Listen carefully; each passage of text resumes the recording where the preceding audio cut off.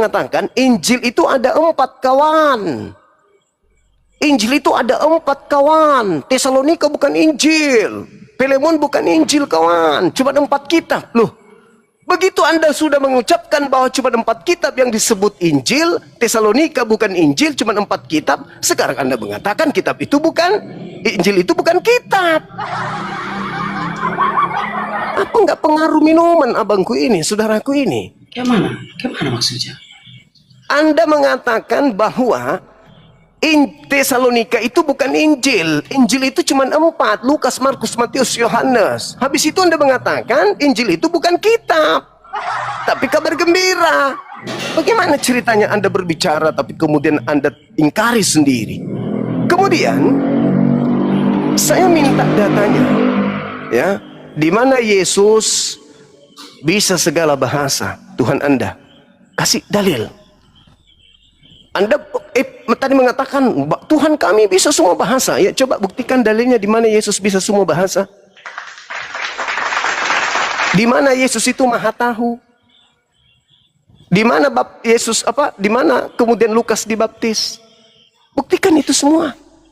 Kalau apa yang ditulis Lukas, apa yang ditulis Markus itu adalah firman dari Tuhan, buktikan kalau dia mempraktekkan enggak. Lukas praktekkan tulisannya? Tidak. Lalu kemudian Anda mengatakan Yesus itu. Tesalonika itu surat-surat Paulus, bukan Injil itu. Makanya ketawa-ketawa tadi orang Kristen kan di kolom komentar. Surat Paulus ke Roma, bukan itu keempat Injil sinoptik. Keempat Injil sinoptik itu adalah Matius, Markus, Lukas, Yohanes itu. Tapi udahlah bolak-balik nggak enak ya. Yang ketiga, 3 tambah 9 berarti udah 12 pertanyaan. Oke, nih lihat ke layar dulu. Nah, anak yang berumur 8 hari haruslah disunat, yakni setiap laki-laki di antara kamu, turun-temurun, baik yang lahir di rumahmu maupun yang dibeli dengan uang atau salah. Gini aja, Bang Juma. Ya, sebentar dulu Bang Juma, gini. Kalau kira-kira mutar hanya bolak-balik di situnya pertanyaan abang, biar kita akhiri aja. Tapi kalau ada pertanyaan yang lain, kita lanjut. Haleluya, haleluya, haleluya. Assalamualaikum warahmatullahi wabarakatuh. Salam Aki. Aku kabarkan Injil keselamatan. Bapak Ibu di Tuhan, ketemu lagi dengan saya Evangelis Abraham Effendi Usman. Bagaimana kabar Bapak Ibu semua? Tentu luar biasa. Yes, wow. Kita itu sangat istimewa. Nah, saudaraku, para pencinta Jaha Bahagia dan para pengikut Kristus yang setia, saya ingin mengajak kita semuanya untuk menyaksikan sebuah cuplikan video di mana diskusi Bang Rudi Simamora alias Anak Batak dengan si Zumba, Bapak Ibu. Zumba terus menyerang Alkitab. Dia baca ayat demi ayat, lalu dia tafsirkan menurut pikirannya, dia tafsirkan menurut udelnya, dia tafsirkan menurut maunya. Lalu dia bertanya kepada Bang BI alias Anak Batak. Tetapi Bapak Ibu, setiap apa yang dijawab oleh Bang BI sesuai dengan pertanyaan daripada si Zuma, dia tidak mau menerima. Mau berapa kali pun ditanya, Bang BI tetap menjawab hal yang sama. Dia terus berkata bahwa kamu tidak menjawab. Bapak Ibu, inilah yang sering terjadi di dalam perdebatan. Mau bagaimanapun kita jawab, mereka tidak akan mau menerima jawaban kita. Selalu berkata, oh kamu belum menjawab. Padahal sudah dijawab. Kenapa? Karena tidak sesuai dengan keinginan hatinya. Tidak sesuai dengan kemauannya Bapak Ibu. Maka setiap jawaban daripada kita, mereka tidak akan terima. Tetapi saya harus memberikan aplaus kepada Bang BA.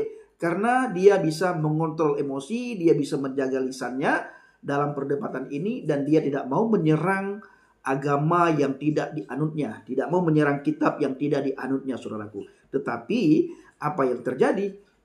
Lawan debat AB itu menghina Alkitab secara luar biasa. Dalam hal ini bagaimana cara menghinanya? Dia mentafsirkan sambil ketawa ketiwi, lalu disorak oleh penonton alias pengikutnya si Zumba, Bapak Ibu. Saya sering sampaikan bahwa ketika kita berdebat dengan mereka, kita tidak diuntungkan karena kita tinggal di bangsa dan negara ini. Kalau kita ikut menyerang, maka kita akan dianggap penistaan agama. Kalau kita tidak mau menyerang, kita hanya bertahan dan menjawab setiap pertanyaan mereka, maka oleh pihak sana Bapak Ibu, alias oleh pengikut si Sumba, mereka sambil tepuk tangan, sambil menghina, sambil mengolok-ngolok, dan kita yang menonton itu tidak menerima, saudaraku. Karena selalu mengolok-ngolok Alkitab. Kita pasti tidak terima. Kita pasti geram menonton hal-hal seperti itu.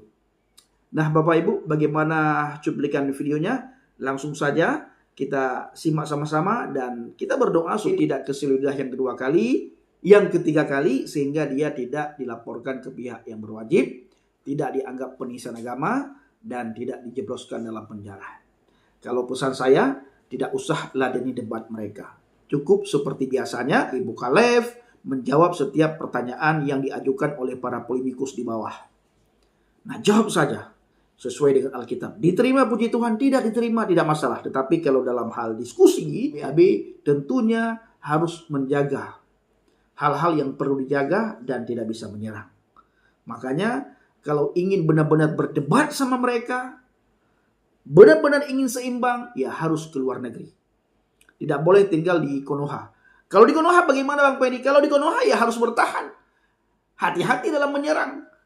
Kalau sudah menyerang, mereka tidak senang, maka apa yang kita sampaikan itu dijadikan bahan untuk melapor kepada pihak yang berwajib dan tidak lama kemudian ditangkoi karena dituduh penistaan agama.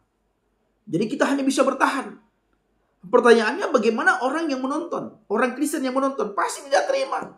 Ayo tanya balik, ayo bukakan iman mereka, bukakan kitab mereka. Sementara kita tidak bisa buka, saudaraku, karena rentan sekali dengan hukum penistaan agama.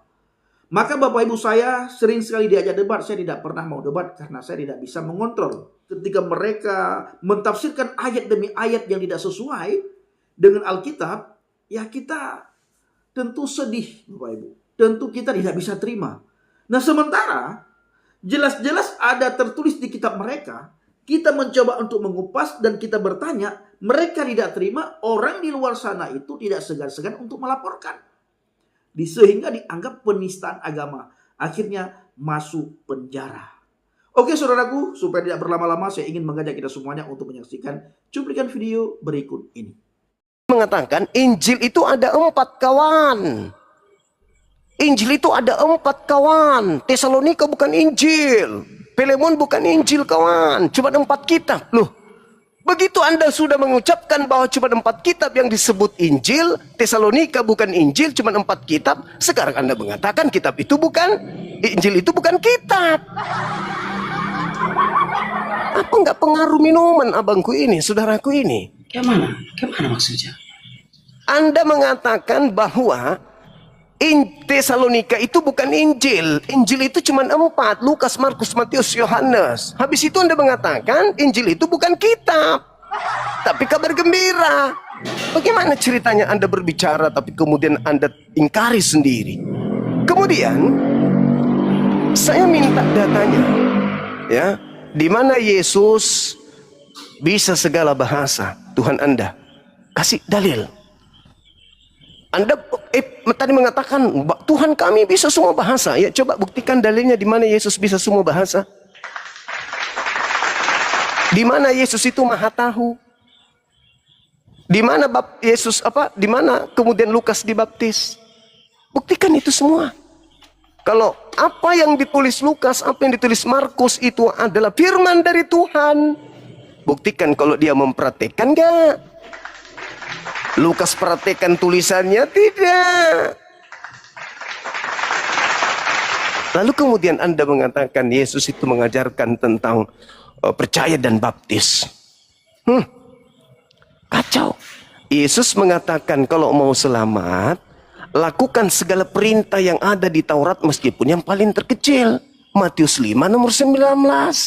Barang siapa yang meniadakan meskipun yang paling terkecil, tempatnya neraka. Lagian Yesus membaptis, dia tidak mengatakan 3 Tuhan. Dan Yesus tidak pernah membaptis 1 manusia pun. Yesus tidak pernah membaptis 1 manusia pun. Tunjukkan dalilnya di mana Yesus pernah baptis orang. Gak ada. Nggak ada Yesus pernah membaptis orang. Jadi, saudara, saya katakan kepada saudara, kalau memang kitab Anda itu firman Tuhan, Injil mana yang dimaksud oleh Paulus yang berbeda dengan Injilnya? Lukas, Markus, Matius, apakah Paulus pernah mengajarkan Injil itu? Tidak pernah. Jadi saya simpulkan, karena nggak ada jawaban, saya simpulkan bahwa yang terkutuk menurut Galatia 1:8, kalau bukan penulis 4 kitab ini, Paulus, atau dua-duanya yang terkutuk. Kenapa? Karena Yesus memberitakan Injil juga. Filipus memberitakan Injil juga. Injil yang diberitakan Filipus itu adalah grape, kitab suci, yaitu Injil Yesus. Kemudian Yesus memberitakan Injil Tuhan, Injil Bapa, Injil Dewa. Yesus memberitakan firman dari langit. Aku tidak berkata-kata dari diriku sendiri. Apa yang kukatakan adalah apa yang diperintahkan oleh Bapa untuk katakan aku sampaikan. Berarti Injil Yesus, Injil Tuhan, Injil Bapa, Injil Allah adalah firman Allah yang datang kepada Yesus, bukan tulisan Paulus. Berarti terkutuk. Paulus terkutuk, Lukas, Markus, semua terkutuk. Karena Yesus memiliki Injil Bapa, Filipus juga memiliki Injil. Silakan. Baik. Oke. Ya. Yang terkutuk itu yang palsu. Sekalipun kau mengatakan Paulus terkutuk, itu tidak akan bisa, karena yang asli tetap asli gitu ya. Hanya yang palsu yang terkutuk. Baik. Yang pertama dulu, di mana Yesus mengetahui seluruh bahasa? Matikan dulu mic-mu. Coba kau baca dulu ini. Jangankan seluruh bahasa, isi hati pun dia tahu. Tetapi Yesus mengetahui isi hati mereka. Lukas 9 ayat 47. Jangankan kau berbahasa apa, tak kau ngomong pun, Yesus sudah tahu. Paham ya? Karena Yesus itu adalah Allah yang menciptakan segala sesuatu. Jangankan bahasa, makanya Tuhan Yesus berkata dalam Matius 28 ayat 19, jadikan seluruh bangsa muridku. Kok bahasa kau bilang? Jangankan bahasa, Yesus tahu isi hati mereka. Lukas 9 ayat 40. Itu tadi. Berikutnya sebentar ya, banyak kali pertanyaanmu, tapi oke lah, karena masih bisa satu arah aku ya. Tunggu ada waktunya, aku bisa membahas keyakinanmu. Tunggu, ada nanti waktunya itu. Jadi udah aku jawab ya, Yesus bisa semua bahasa. Jangankan bisa semua bahasa, Yesus tahu isi hatimu. Yang kedua, Injil bukan kitab. Capek lah menerangkan bolak-balik. Secara etimologi, Injil itu berasal dari bahasa Yunani, yaitu Euangelion, yang artinya kabar baik. Jadi Injil Yohanes artinya kabar baik yang ditulis oleh Yohanes. Injil Matius artinya kabar baik yang ditulis oleh Matius. Jadi ada 4 Injil sinoptik, yaitu Injil Matius, Markus, Lukas, Yohanes, saudaraku. Yaitu iman kami Jumat. Apalagi mau ku bilang sama kau? Aku sudah berusaha dengan sabar mengajari Alkitab itu kepadamu. Nah, berikutnya, Tesalonika itu surat-surat Paulus, bukan Injil itu. Makanya ketawa-ketawa tadi orang Kristen kan di kolom komentar. Surat Paulus ke Roma, bukan itu keempat Injil sinoptik. Keempat Injil sinoptik itu adalah Matius, Markus, Lukas, Yohanes itu. Tapi udahlah bolak-balik nggak enak ya. Yang ketiga, 3 tambah 9 berarti udah 12 pertanyaanmu. Oke, nih lihat ke layar dulu. Nah, anak yang berumur 8 hari haruslah disunat, yakni setiap laki-laki di antara kamu, turun-temurun, baik yang lahir di rumahmu maupun yang dibeli dengan uang atau salah seorang asing, tetapi tidak termasuk keturunanmu. Nah, jadi sunat itu kawan-kawan harus berumur 8 hari. Tapi ya sudahlah, ini sunat di dalam Alkitab ya. Kalau kalian ada yang disunat sesudah dewasa, ya itu urusan agama kalian. Kita saling menghormati aja. Tapi sunat menurut kitab suci, saudaraku, harus umur 8 hari. Memang di dalam Alkitab ada disunat yang sudah dewasa. Itu sunat karena kasus tali air. Bacalah Kejadian 34 itu. Ya, sunat yang sudah dewasa itu sunat karena kasus tali air. Makanya nggak jauh-jauh dari selangkangan. Paham ya? Kejadian 34. Bacalah. Waktu Dina diperkaos atau diruda paksa oleh Sikem, anaknya Hemor. Jelas di Alkitab semua itu tertulis. Maka orang Yahudi ataupun orang Kristen yang jikalau sunat karena kitab suci harus umur 8 hari, saudaraku. Itu tentang sunat. Tapi ya sudahlah. Mungkin kau kalau tak menyesatkan, kalau tak menghujat, kau enggak makan. Aku sudah menjelaskan kepadamu yang tertulis di dalam Alkitab tentang sunat itu. Baik, yang berikutnya yang terkutuk. Ciri-ciri yang terkutuk itu kan dituliskan di dalam Alkitab, saudaraku. Paham ya? Tapi nanti kalau kita bongkar ini, gimana ceritanya? Yang terkutuk itu kan yang palsu. Galatia 1 ayat 8 dan 9. Tetapi sekalipun kami atau seorang malaikat dari sorga, malaikat dari sorga. Malaikat dari sorga itu malaikat berdosa yang memberitakan Injil yang berbeda. Di mana tempatnya? 2 Petrus 2 ayat 4. Sebab jikalau Allah tidak menyayangkan malaikat-malaikat yang berbuat dosa, lalu melemparkannya ke dalam neraka, dengan demikian menyerahkannya ke dalam goa-goa yang gelap untuk menyimpan mereka sampai hari penghakiman. Jadi malaikat yang terkutuk di situ bukan manusia, yaitu malaikat yang di dalam goa itu. Bukan manusia di situ yang terkutuk, bukan nabi itu.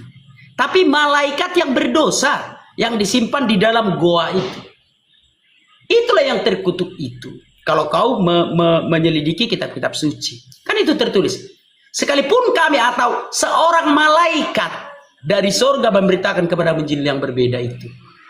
Itulah yang terkutuk. Dan ciri-cirinya ada di Alkitab. Kalau mau kita bahas, kita bahas. Kalau enggak apa-apa. Oke gitu ya.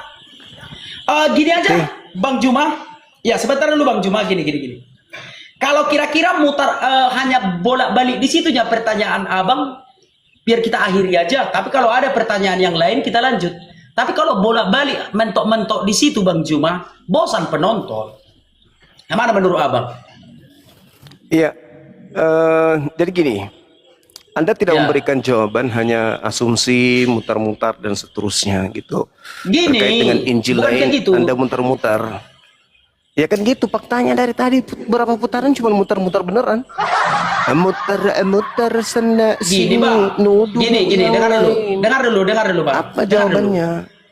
10 kali pun kau jawab, tetap itu jawabanku. 10 kali Iya, pun berarti- kau tanya, Berarti tetap nggak itu ada jawabanku. jawaban. Bukan tidak ada jawaban, kau tidak menerima jawaban. Loh, Jadi kalau sekarang tidak begini, ada Bung. lagi, Oke, udah. oke. Lagi ku tanya kau, Dengarkan sekarang saya. ku tanya. Nah, saudaraku, para pencinta Injil Habagia dan para pengikut Kristus yang setia, bagaimana tanggapan kita semuanya setelah kita sama-sama mendengar diskusi tadi? Mau bagaimanapun, mau berapa lama pun jalan diskusinya, tetap pertanyaannya itu terus. Sudah dijawab, tetapi jawaban daripada Bang BAB tidak diterima oleh si Sumba, Bapak Ibu. Karena tidak sesuai dengan keinginan dia. Tidak sesuai dengan harapan dia, Bapak Ibu. Sehingga dia selalu mengatakan, kau mutar-mutar, kau tidak menjawab. Padahal sudah dijawab sesuai dengan apa yang tertulis dalam Alkitab. Nah, saya tadi melihat Bapak Ibu, Bang BAB hampir saja ingin menyerang. Ya, hati-hati. Kita doakan BAB supaya beliau bisa mengontrol lisan, bisa menjaga lisan, bisa mengontrol emosi, sehingga tidak tergelincir yang ketiga kali, Bapak Ibu. Nah, saudaraku, saya ingin membacakan firman Tuhan kepada kita semuanya di dalam 1 Petrus 3 ayat yang ke-15. Firman Tuhan berkata, tetapi kuduskanlah Kristus di dalam hatimu sebagai Tuhan, dan siap sedialah pada segala waktu untuk memberi pertanggungan jawab kepada tiap-tiap orang yang meminta pertanggungan jawab dari kamu tentang pengharapan yang ada di dalam kamu, tetapi haruslah dengan lemah lembut dan hormat. Ketika orang bertanya, kita jawab sesuai dengan apa yang tertulis dalam Alkitab. Diterima, puji Tuhan. Tidak diterima, Bapak Ibu, jangan hiraukan. Ya, sekali, dua kali, ketiga kali turunkan. Maka saya selalu berpesan kepada teman-teman para apologet yang tinggal di Indonesia ini, di Konoha, hati-hati berdebat. Hati-hati. Mereka boleh menyerang, mereka bisa menyerang, kita tidak bisa menyerang, kita tidak boleh menyerang.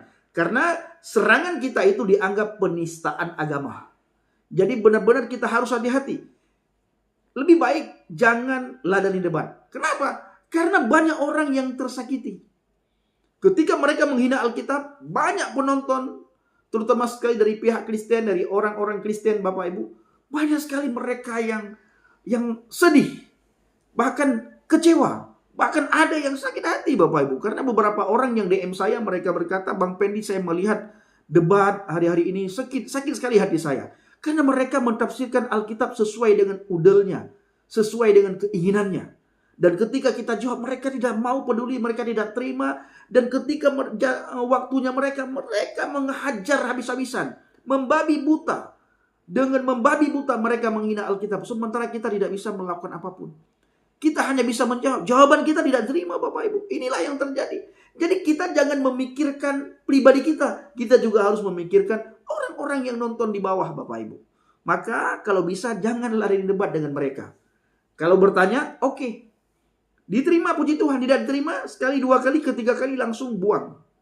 Kalau saya seperti itu. Ketika Muslim naik, mereka bertanya, saya jawab. Mereka tidak terima, langsung saya turunkan. Karena ini adalah iman kita. Mereka tidak berhak mentafsirkan. Ya, karena ini adalah iman kita. Kalau saya tidak memberikan waktu dua kali, Bapak Ibu, cukup sekali. Diterima, puji Tuhan. Tidak diterima juga, tidak masalah. Langsung saya turunkan. Nah, yang kedua, di dalam kitab Kolose 4 ayat yang ke-6. Hendaklah kata-kata kamu senantiasa penuh kasih.